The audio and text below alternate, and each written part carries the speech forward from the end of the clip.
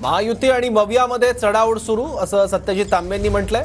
1500 देऊन तिजोरीवर ताण पडतोय तर 3000 दिल्यावर काय होईल? कोणत्याही योजना आणताना बजेटचा विचार करणं गरजेचं असल्याचं सत्यजित तांबे म्हणाले। कुठल्याही राजकीय पक्षानं योजना बंद केल्यास माझा पाठिंबा असेल असं सत्यजित तांबेंनी म्हटलंय। तुम्ही आम्हाला 1 रुपया दिला, आम्ही तुम्हाला 2 रुपये देऊ, अशी भूमिका कुठेतरी चढाओढ या दोन्ही पक्षांमध्ये सुरू झालेली आहे, म्हणजे महायुती आणि महाविकास आघाडीमध्ये।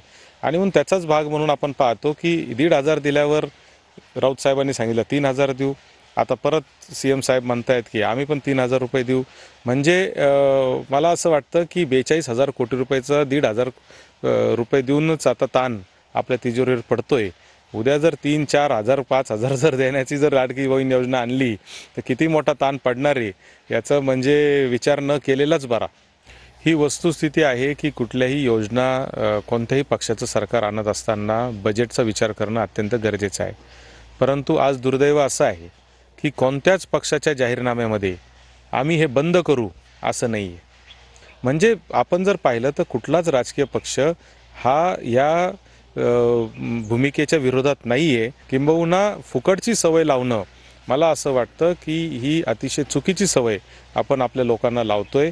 आणि माझं तर त्यांना आव्हान आहे की कुठल्याही राजकीय पक्षांनी जाहीर करावं की आम्ही हे बंद करू, माझा त्यांना पाठिंबा राहील।